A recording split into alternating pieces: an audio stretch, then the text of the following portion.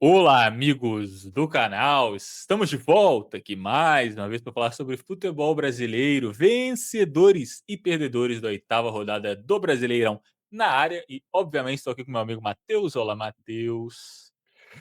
Fala Bruno, fala galera. É isso aí, mais uma rodada de futebol brasileiro, uma rodada com clássicos, com um duelo de líder contra vice-líder, com Corinthians e Flamengo, Atletiba, vários jogos interessantes, outros nem tanto. Então a gente está aqui para comentar um pouco mais sobre a rodada. Exatamente, explicando rapidamente o quadro para quem não conhece. Eu e o Matheus separamos cada um aí cinco personagens entre jogadores, treinadores, torcedores, diretores, clubes e instituições que a gente acha que saíram como vencedores da rodada e 5 como perdedores, não necessariamente olhando apenas o resultado das partidas. E aí eu compartilho os meus 5 de cada com ele os dele, e aí a gente debate se a gente concorda, se a gente discorda, se a gente acrescentaria alguma outra coisa. E aí, Matheus, você quer começar hoje por vencedores ou perdedores?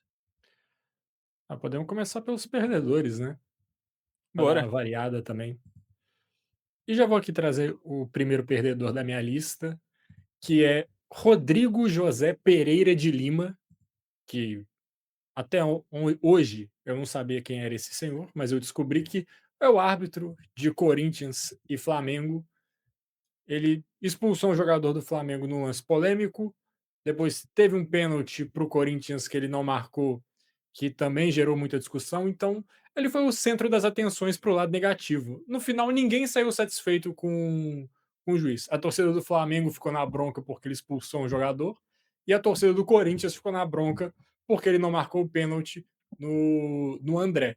E são as duas maiores torcidas do país, então ele foi xingado pelo maior número de pessoas envolvidas em um jogo de futebol nacional. Por isso ele é um grande perdedor dessa rodada de futebol brasileiro. Talvez do mundo, né? Quantos jogos no mundo inteiro atraem tantos torcedores como um Corinthians e Flamengo? E ainda depois ele deu uma picotada no jogo. Eu acho que ele percebeu que ele tinha feito uma cagada para os dois lados e falou: então agora ninguém mais joga também para não correr risco de acontecer outra coisa. E com certeza não foi uma das melhores atuações do. Esqueci o nome do árbitro, mas dele aí que você citou. Rodrigo José Pereira de Lima, o nome do cidadão. Exato, e eu vou puxar aqui o meu primeiro perdedor, Matheus, que até terminou o jogo como vencedor. Mas também terminou o jogo desempregado, que foi Martim Anselmi, técnico do Botafogo, que estava muito pressionado, porque desde a vitória contra o Cruzeiro na primeira rodada por 4-0, o Botafogo não apresentava um bom futebol, resultados também muito ruins, e falavam assim: cara, esse próximo jogo do Botafogo, se perder para o Bragantino, ele tá fora. O Bragantino recebeu o Botafogo em Bragança Paulista, perdeu por 2-1, ou seja, o Botafogo ganhou, e mesmo assim o técnico foi mandado embora. Então é o segundo treinador do futebol brasileiro, da elite do futebol brasileiro, que é mandado embora depois de uma vitória só em 2026. Teve Felipe Luiz e agora Martin Anselmi também vai procurar um novo emprego, não sei se no Brasil. Se quiser botar o Crespo nessa conta aí também, que foi demitido com o time sendo líder do Campeonato Brasileiro. É, talvez os clubes estejam passando um recado para os treinadores: olha, se vocês perderem, vocês têm mais chance de manterem os seus empregos do que se vocês ganharem os jogos. O Mas a Tite não verdade diga, né? Fernando Diniz no Vasco também demorou um tempão para ser mandado embora, mas o Anselmi ali, achei que foi uma aposta do Botafogo. Ele nunca viveu um grande momento. Teve aquele jogo contra o Cruzeiro, que é verdade, você destacou, o Botafogo ganhou por 4-0, mas depois a gente viu que isso falava mais sobre o Cruzeiro do que sobre o Botafogo em si, aquele resultado.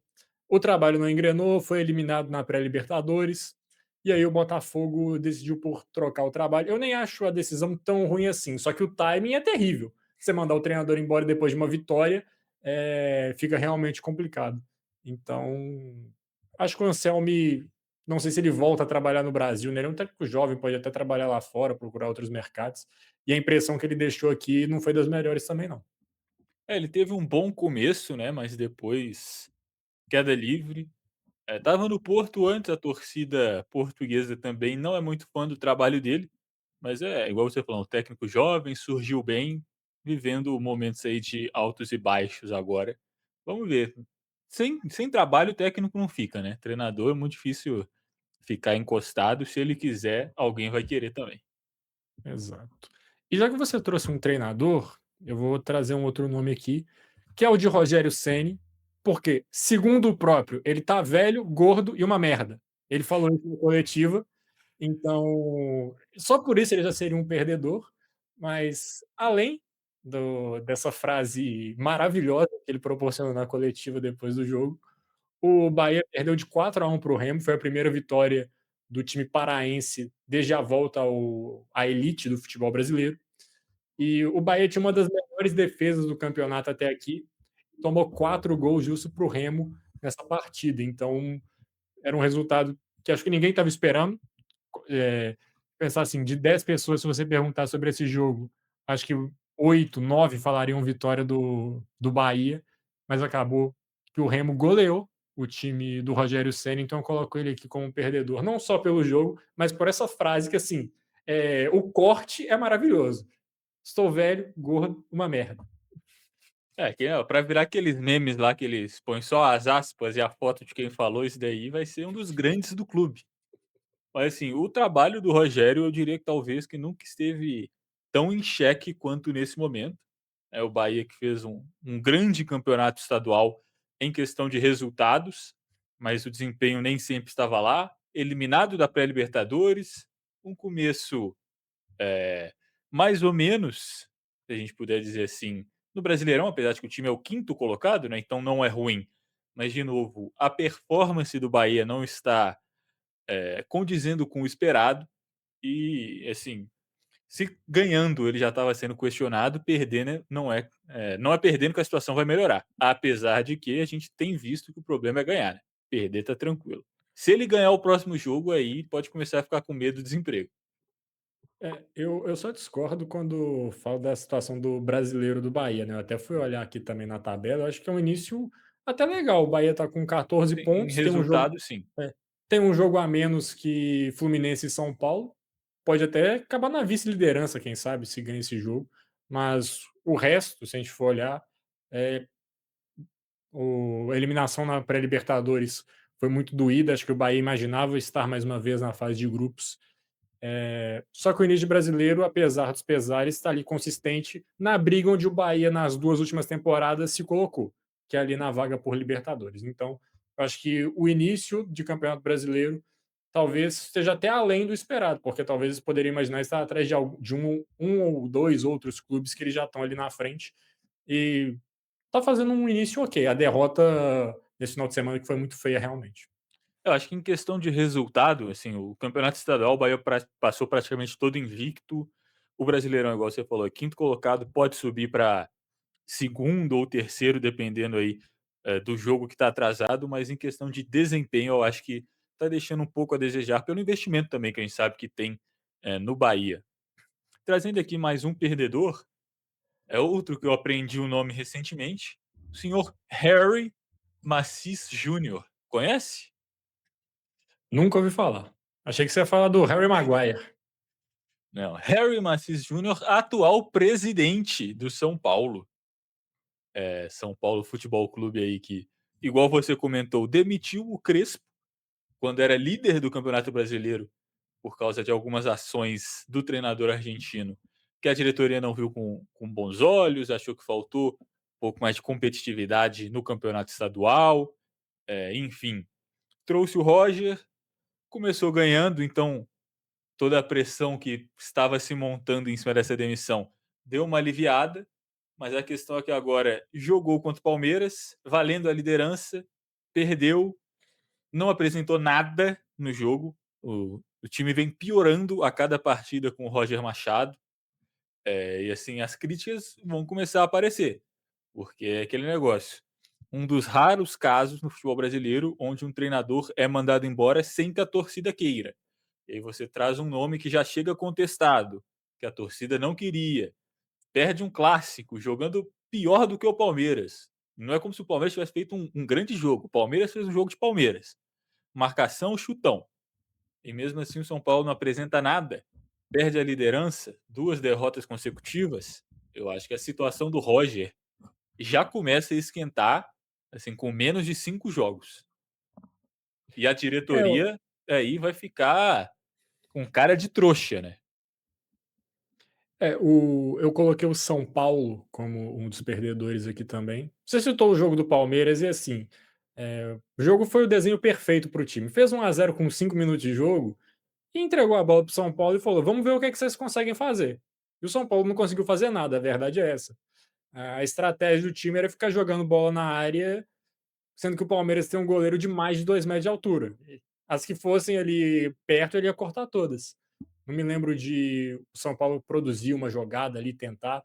E o clima era, tipo assim, de um jogo importante. O São Paulo, eu acho que ninguém vê na briga pelo título até o final, mas nesse momento era o líder, ia receber um dos seus maiores rivais dentro de casa, disputando a primeira colocação.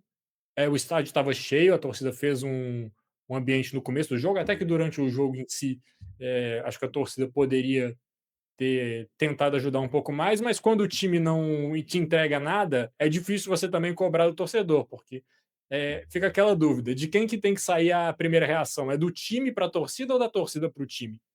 Essa é uma dúvida que eu tenho, a gente pode até discutir sobre isso em um outro vídeo, que eu acho que é um tema interessante, mas coloquei o São Paulo aqui porque fez um jogo muito ruim, contra um Palmeiras que se viu no seu cenário mais confortável, que é estar ganhando o jogo, poder se segurar lá atrás para tentar um contra-ataque.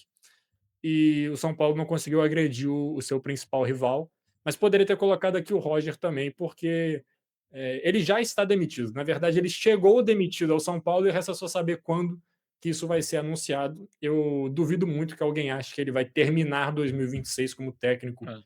tricolor paulista. E, assim, são só 4 jogos, né.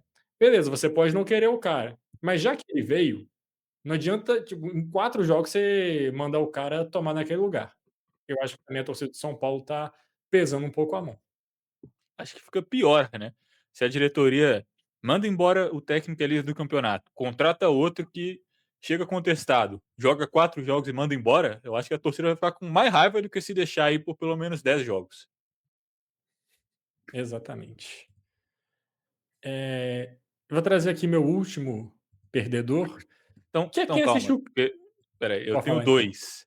Eu tenho pode 2, falar. porque aí faço eu um você e um eu, pra eu não falar 2 em seguida. Beleza. Eu acho que eu já sei que você vai falar, então eu vou falar um outro que eu tenho aqui. Vou de Gonçalo Plata, que era um jogador que tinha certo prestígio com o Felipe Luiz, podia não ser titular todos os jogos, mas jogava a maioria das partidas importantes, jogava tanto como ponta como, um jogador mais avançado, ali, centroavante, falso 9, enfim. Leonardo Jardim chegou, perdeu um pouco de prestígio, surgiram já rumores que o Leonardo Jardim não gosta muito do estilo de vida do Plata, que é um cara que gosta mais da noite, gosta de uma festa, gosta de uma bebida. Verdade é que ele tem sumido dos jogos do Flamengo e o Flamengo tem ganhado, né? Então, assim, se o técnico não gosta de você, te tira do time e o time continua ganhando, as chances de você voltar são baixíssimas, a não ser que pare de sair de noite, né? Começa a se dedicar mais nos treinos, chega mais cedo. Então, a situação de Gonçalo Plata, que era um cara que era titular muitas vezes com o Felipe Luiz, parece que está se deteriorando lá no rubro-negro carioca. E eu achava que ele com o Leonardo Jardim poderia dar certo, porque uma das características do Plata é justamente ele ser um jogador intenso, né, que ele tem ali uma disposição, ele se movimenta muito bem, e pelo que a gente viu no Cruzeiro, isso era uma das coisas primordiais para os jogadores estarem à frente da lista dos titulares quando ele treinava em Minas Gerais. A gente cita, por exemplo, quando ele colocou Gabigol e Dudu no banco, que eram jogadores assim tecnicamente muito bons, para botar Christian e Wanderson no time titular, que eram jogadores que tinham mais vitalidade, que iam se entregar um pouco mais. Mas nesse time do Flamengo tem muita qualidade também, tem muitos jogadores que podem fazer essa função. Ele está encontrando um time sem o Plata, e a bem da verdade é que se você for olhar as outras opções de ataque do Flamengo, o Plata ele tá um nível abaixo, assim, tecnicamente. Acho que ele compensava com outras coisas, mas se a gente for olhar a qualidade do jogador, ele está um pouco abaixo de Pedro, de Bruno Henrique, de até Samulino, Luiz Araújo, acho que tem mais qualidade do que o Gonçalo Plata. Então, se ele deixou essa bola cair, o treinador já está olhando um pouco atravessado para ele. A situação no clube vai ficar complicada.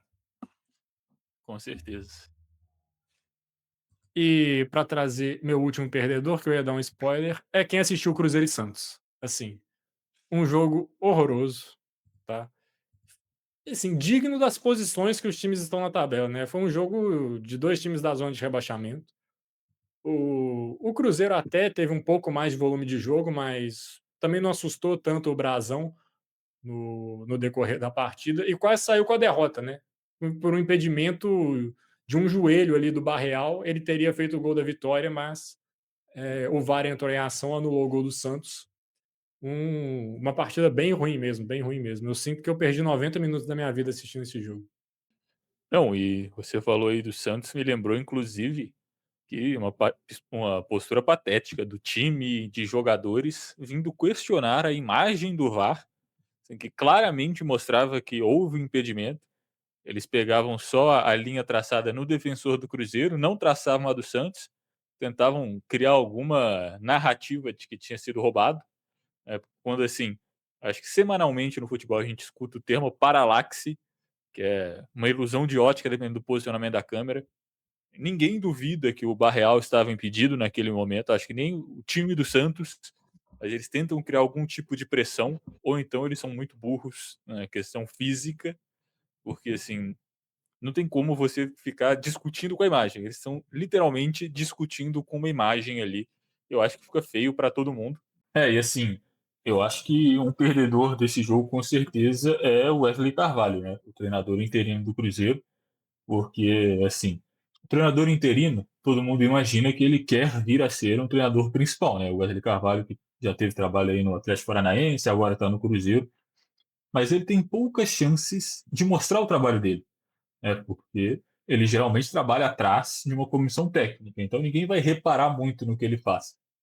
As poucas chances que essas pessoas têm, elas têm que aproveitar.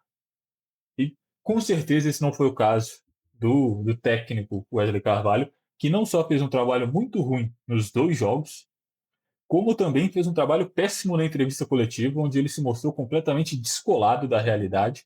Primeiro falando que o time tinha jogado bem, depois falando que o Cruzeiro em nenhum momento tinha vendido a ideia de disputar títulos, que será a intenção da mídia, quando o Pedrinho já falou que queria ganhar títulos, né? Você não investe 30 milhões de euros em um jogador para brigar para não cair. Então eu acho que, além de tudo, além do trabalho ruim dentro de campo, você vir a público e dar uma entrevista como essa, com certeza não pega legal para o Wesley Carvalho, que a gente imagina que ele vai ficar aí mais um tempão sem aparecer e vão ficar meses ou anos com a imagem final dele sendo um trabalho ruim dentro de campo e um trabalho ruim na frente das câmeras também.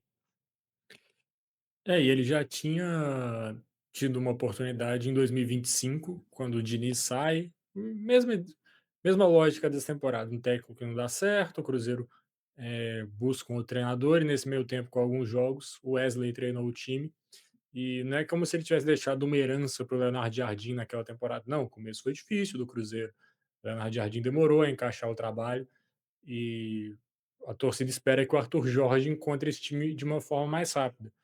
É uma vergonha, acho que essa é a palavra que pode descrever o início de ano do Cruzeiro, mesmo com o título do Campeonato Mineiro, assim como tinha sido em 2025. E se for olhar mais uns anos para trás aí também, tá seguindo uma lógica. O Cruzeiro vem iniciando mal as suas temporadas, já não é de hoje. E sobre o impedimento que você comentou,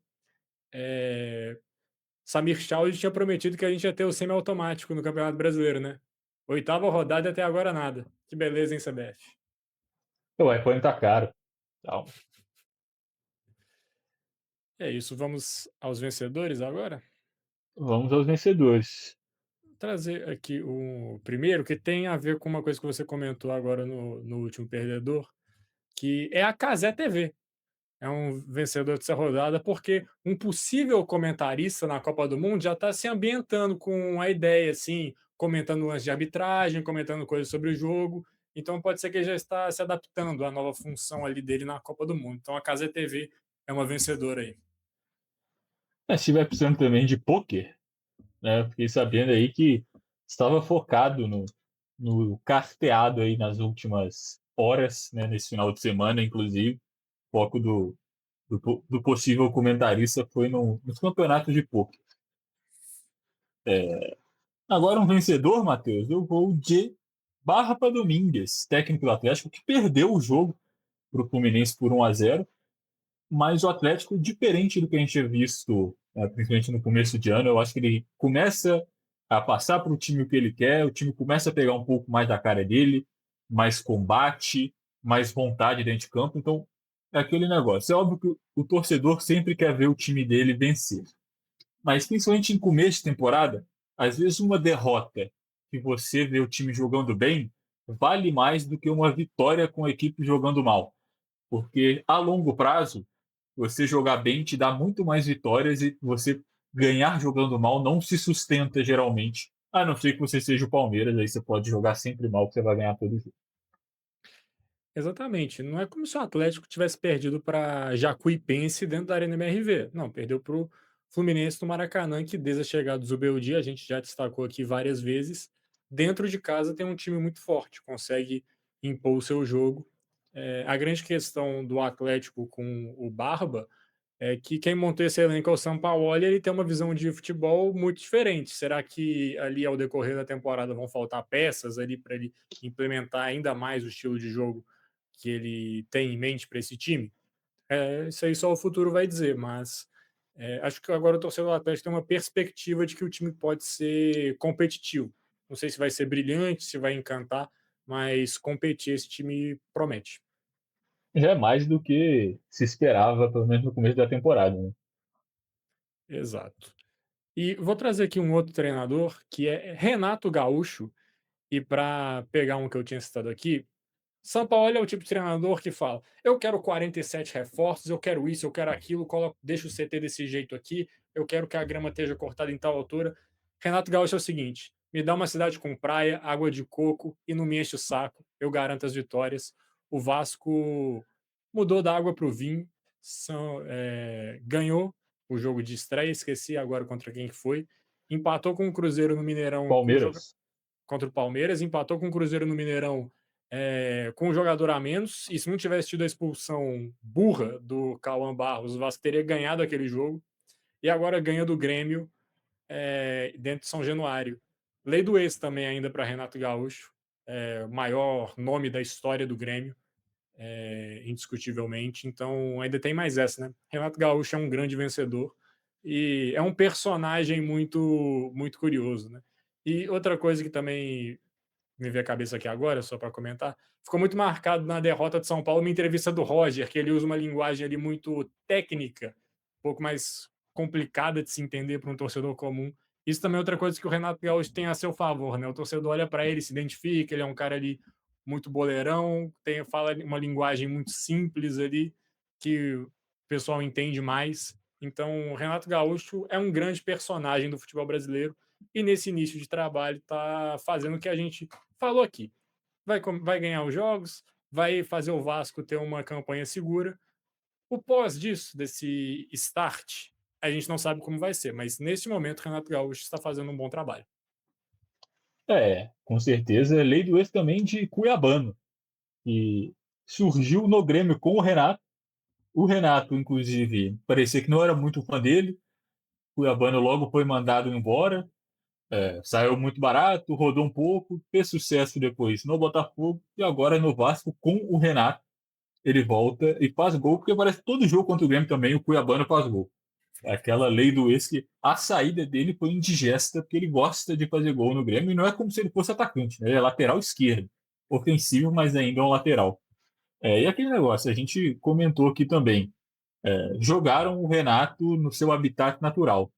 Igual você falou, a praia, é, água de coco, futevôlei, e o elenco do Vasco, como a gente já citou várias vezes no último ano, era um bom time que era subaproveitado pelo Diniz.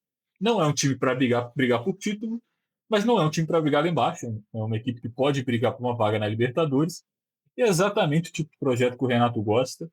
Tem bons jogadores para ele botar o estilo de jogo dele, não tem a pressão de ganhar, vai fazer todo mundo jogar mais do que se esperava, e no final das contas ainda vai ficar parecendo que o Renato é o gênio da bola que vai botar esse Vasco dentro do G6, porque com o Diniz a equipe estava brigando por Z4. Também estava na minha lista aqui de vencedores, obviamente. Mas eu vou puxar aqui mais um que você já comentou, inclusive, eu vou com a torcida do Remo.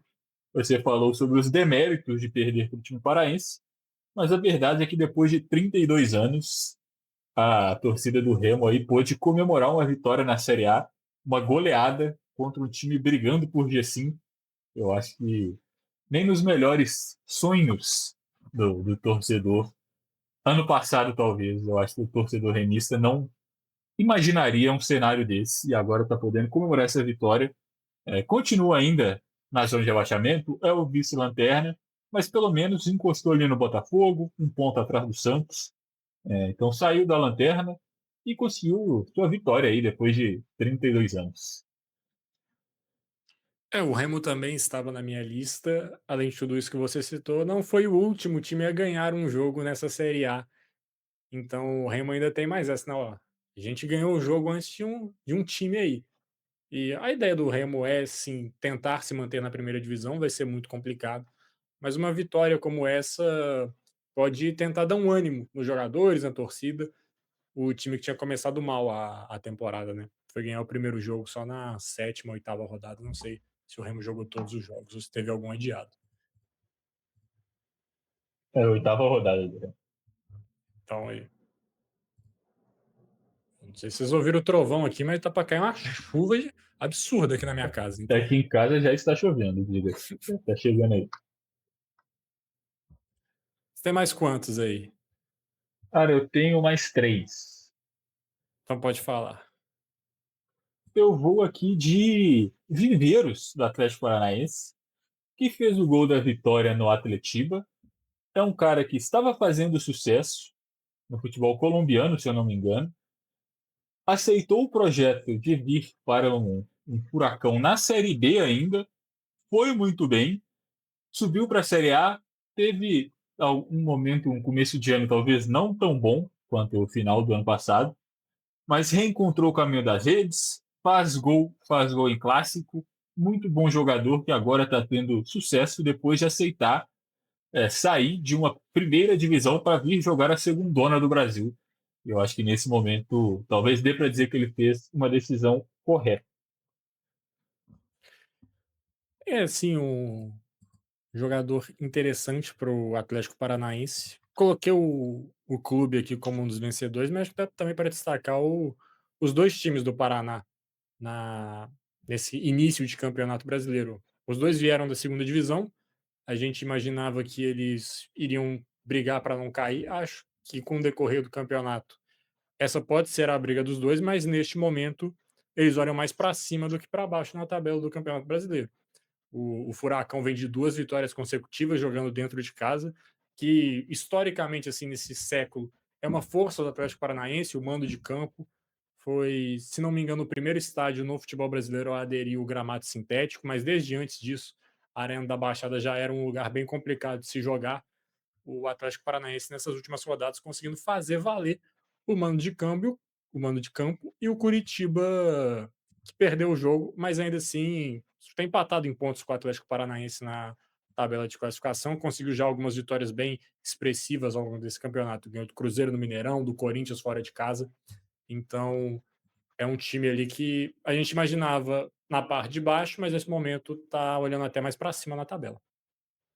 É sexto e sétimo colocado, os dois, empatados em pontos. Quer trazer mais um? Posso puxar aqui mais um? Vou de Jair Adventure. Jair Ventura aí, que por muito tempo foi tido como aquele técnico que você contratava no final da temporada para salvar seu time do rebaixamento. E fez isso algumas vezes com muito sucesso. Fez isso ano passado com o Vitória, quando ele foi contratado. A gente até elogiou aqui, falou que era um bom nome para a situação, que provavelmente conseguiria livrar o time da segunda divisão. Conseguiu, teve esse voto de confiança da diretoria para continuar no ano de 2026. Perdeu a final do estadual para o Bahia, mas agora faz uma Série A bem decente. Né? O Vitória, nesse momento, é o 10º colocado, 10 pontos em 7 rodadas. É, ganhou o jogo desta semana aqui contra o Mirassol, que não é uma vitória fácil, né? Apesar de que o Mirassol não faz um bom começo de campeonato. Com certeza, ganhar desse time do Mirassol é difícil, mesmo sendo no Barradão. E eu acho que o Jair Ventura é um vencedor porque é um treinador que fazia bons trabalhos, mas era visto mais como bombeiro para salvar time de segunda divisão no final do ano. E agora ele está provando que também sabe manter um projeto na Série A se começar a temporada com o time. Pois é, o Jair Ventura, acho que ele é um treinador, não sei se subestimado é a palavra certa, mas talvez ele não é tão ruim quanto o senso comum imagina que ele seja, né. Eu acho que ele tem uma qualidade ali no trabalho, principalmente no primeiro da carreira dele, naquele Botafogo, onde o time não tinha peças para chegar onde chegou, ele levou um time até quartas de final de Libertadores. Depois disso rodou bastante, fez alguns trabalhos ali irregulares. Talvez a gestão de carreira dele, dando esse próximo passo ali depois do Botafogo, não foi a mais correta, mas parece que se encaixou no Vitória, né? Já tinha conseguido salvar o time do rebaixamento na temporada passada e agora faz um início até interessante de Campeonato Brasileiro. E também deu treta com o jornalista no meio da coletiva, né? Eu vi um trecho ali que teve umas troca mais ríspida ali com o repórter. Jair Ventura também colocando mais as asinhas de fora, né? Porque quando o trabalho vai mal, quando está pressionado, os técnicos costumam ser um pouco mais reativos. Quando eles estão sentindo ali mais prestigiados, com confiança, eles também se soltam um pouco mais e algumas perguntas que eles acham meio atravessadas, eles dão no meio do repórter. Eu acho que é um treinador, igual você falou, que times que pensam em ficar na primeira metade da tabela, se virem a sua equipe contratando Jair Ventura, não vão, não vão olhar com bons olhos. Né? Eu acho que vão ficar meio com raiva da diretoria. Mas pelo menos para uma equipe ali que planeja brigar na segunda metade, o Jair Ventura é um bom nome para comandar esse projeto. Pelo menos eu acredito nisso. Exato. E talvez a gente possa até mais uma ideia de um outro vídeo, que talvez a elite do futebol brasileiro, pegar os treinadores de fora ali, os portugueses que estão vindo, seja interessante.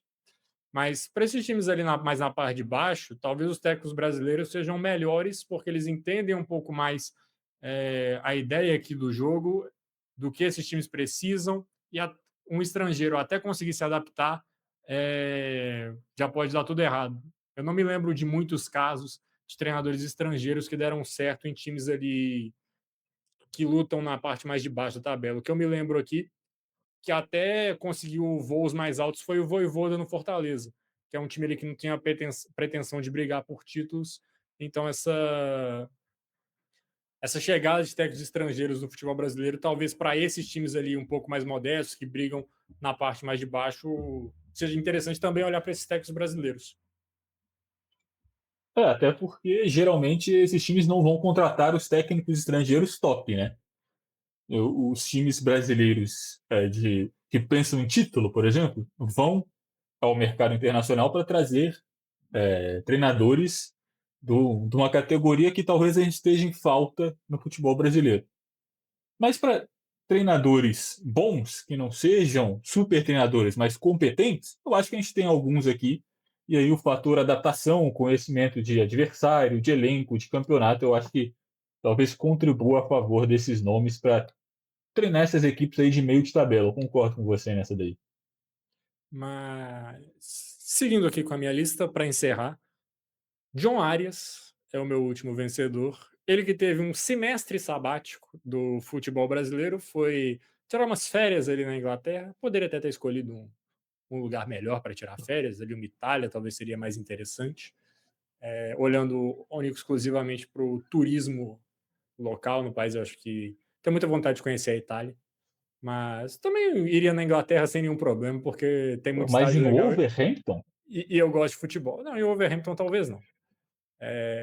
Mas enfim, ele chegou no Palmeiras e nos últimos dois jogos ele fez os dois gols da vitória, contra o Botafogo e agora contra o São Paulo. O Bruno destacava bastante isso aqui, eu concordava com ele, sobre o John Arias, quando ele saiu, era o melhor jogador do futebol brasileiro e ele realmente apresentava um nível muito alto quando jogava no Fluminense. Foi para agora para um time que talvez ele tenha mais ferramentas ao lado dele, né? Tenha companheiros com mais qualidade do lado do que ele tinha, principalmente na reta final dele no Fluminense. Então ele pode jogar ainda mais nesse time do Palmeiras e já está começando a causar impacto. São 6 pontos para o Palmeiras que o John Arias esteve diretamente envolvido. Sem ele, talvez o Palmeiras não fosse líder do campeonato. Voltando a ser decisivo, né, como ele foi no Fluminense. Não começou tão bem a temporada, passou aí por um processo de readaptação não só ao futebol, mas ao Palmeiras, né, o estilo de jogo, que eu ainda acho que não é o melhor estilo de jogo para o John Arias, né?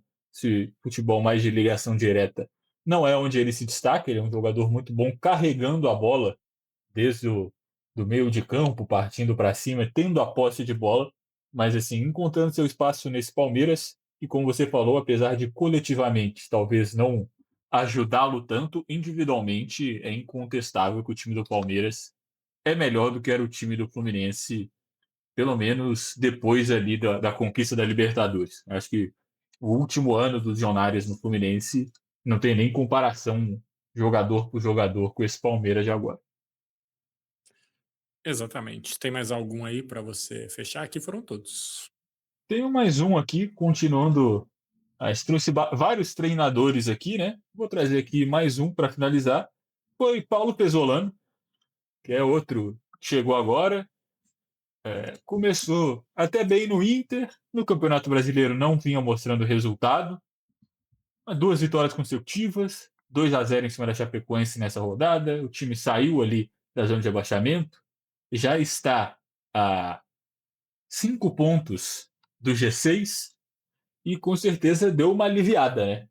Ele já estava também nessa lista de treinadores bastante pressionados. Muita gente dizia, inclusive, que o Inter poderia ir atrás do Tite depois que ele foi demitido do Cruzeiro, mas desde então, Paulo Pesolano não deu brecha ao azar, venceu as duas rodadas, e eu acho que, apesar de não ser um time que encanta os olhos, o Inter pelo menos está mostrando aí que é, um, é uma equipe para mais do que brigar contra o rebaixamento. Ou será que o Inter só está enganando o seu torcedor nesse começo de ano, como de costume? Eu acho que talvez o problema do Inter não é nem a produção ofensiva. Eu acho que o time do Pesolano até consegue criar oportunidades para os jogadores fazerem os gols. Tá faltando pontaria e principalmente melhorar a defesa. A defesa do Inter tinha sido muito vazada nos últimos jogos. Acho que isso foi uma crítica nas finais do Campeonato Gaúcho e também no início do Campeonato Brasileiro. Contra o Santos levou um gol de pênalti e contra a Chapecoense não sofreu gols. Mas também, vale ressaltar, são dois adversários que a gente vê brigando na parte de baixo da tabela. Então o Inter conseguiu esses pontos, mas eu quero ver um pouquinho mais do Inter contra times de um nível um pouco acima de Santos e de Chapecoense. Não desmerecendo as vitórias, o jogo contra o Santos foi fora de casa, inclusive, ganhou com gol no finalzinho. Então, vamos ver se com esses resultados positivos o Pesolano tem um pouco mais de tranquilidade e confiança para continuar apresentando o trabalho dele. Exatamente, né? Que negócio você não escolhe o adversário, você tem que ganhar de todo mundo que aparecer, não é você, não tem como você escolher sempre o time mais forte. E às vezes, para a pretensão do Inter que é não cair para a Série B, você ganhar de quem é mais fraco que você já é o suficiente. É isso aí. Ficamos por aqui. Ficamos por aqui, né? A gente agradece todo mundo que assistiu o vídeo até aqui. Vai bater uns 40 minutos de vídeo. Então a gente agradece todo mundo que assistiu tudo aqui com a gente. Se você gostou, deixa seu like, apoia aqui o nosso canal, a nossa criação de conteúdo. Também se inscreve para não perder os próximos vídeos. A gente faz um desses todas as rodadas. Também falamos de futebol internacional, futebol nacional, Copa do Brasil, campeonatos estaduais. A gente falou bastante também. Enfim, se inscreve aí para não perder os próximos vídeos. Comenta o que você achou, se você concorda com a gente, se você discorda, se a gente esqueceu de alguém, ou se você acha que alguém aqui não está merecidamente nas nossas listas, indica esse vídeo para um amigo, para algum familiar que não pôde acompanhar essa rodada, ou para quem acompanhou e quer ver mais uma opinião. E é isso, um abraço e até a próxima. Vamos colocar aqui na descrição também os nossos perfis nas outras redes sociais para você acompanhar a gente também por lá. Muito obrigado, galera. Valeu.